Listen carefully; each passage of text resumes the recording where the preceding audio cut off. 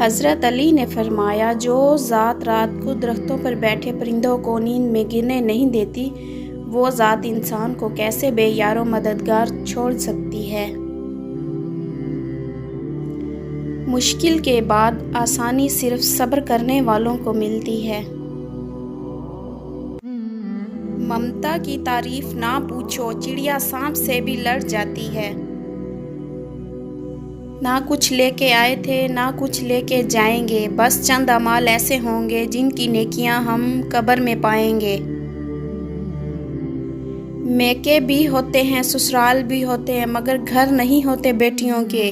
Mica کہتا ہے بیٹیاں تو پرائی ہیں، سسرال کہتا ہے پرائے گھر سے آئی ہیں۔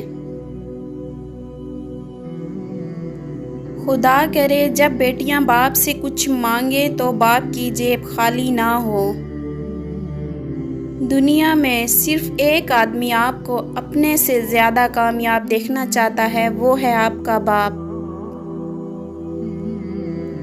پھل صرف درخت کو ہی نہیں لگتا، نیت کو بھی لگتا ہے۔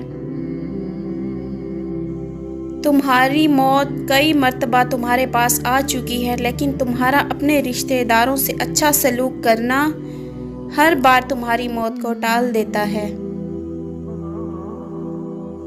بغیر دواؤں کے سوتے ہو، بغیر تکلیف کے اٹھتے ہو، بغیر کسی سہارے کے آتے جاتے ہو، بغیر کسی پرہیز کے کھاتے پیتے ہو، تو کہو نا الحمدللہ۔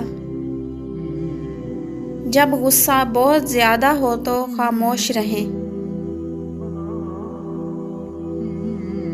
فاصلوں سے کبھی فرق نہیں پڑتا اگر رشتوں کی جڑیں مضبوط ہوں۔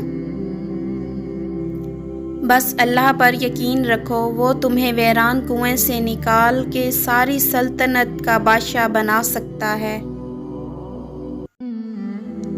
ہوگا اعمال پر مبنی ہر ایک کا فیصلہ، جنت میں صرف نمازی تھوڑی جائیں گے۔ وہ رشتے کبھی نہیں ٹوٹتے جن میں دونوں طرف نبھانے کی چاہت ہو۔ جب گھریلو فیصلے کرنے کے لیے باہر کے بندے کی ضرورت پڑ جائے تو سمجھ لیں کہ آپ کا خاندان تباہ ہو چکا ہے۔